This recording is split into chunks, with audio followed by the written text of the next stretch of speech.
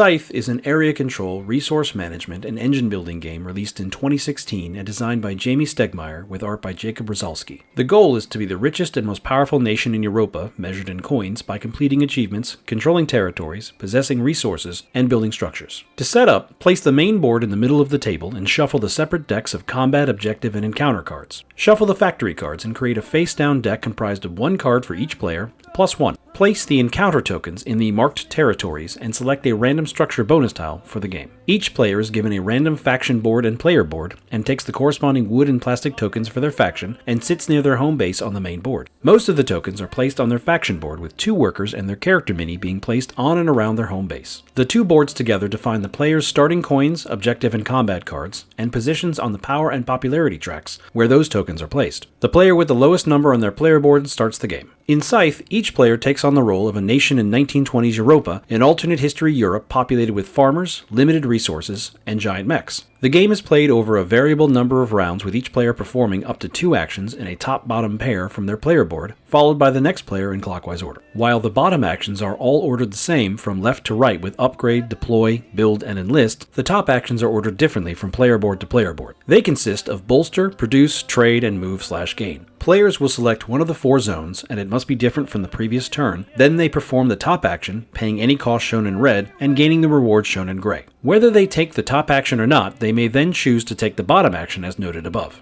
The top actions are used for collecting resources and taking positions, while the bottom actions are for increasing your nation's presence on the main board and improving your engine, usually at a much higher cost. Whenever one of the achievements on the victory track is obtained, that player places one of their star tokens there. The game end is triggered once any player has placed their 6th and final star, at which time the game ends immediately. Coins are earned by stars placed, territories controlled, resources remaining, and matching structure bonuses. The value of most of these is defined by the player's position on the popularity track. The player with the most coins wins, with various tiebreakers in a descending list. It took me a while to pick up Scythe. I was resistant at first, as it seemed to be a game I wouldn't enjoy. I have no idea where that thought originated, or why every time I'd see a copy for sale I would just turn away. Some part of me knew I would loathe this game. I could not have been more wrong in that opinion. If you leave aside that I have purchased practically every expansion, accessory, official and otherwise, and promo for Scythe, and you ignore the fact that I have played through the campaign in Rise of Fenris twice now and would love to start it all over again, and you look past the idea that as much as I've played of Scythe digitally on Steam, I've played the physical version many more times, a single truth remains. You've probably given me far too much latitude, and my forces took control of the factory while your guard was down.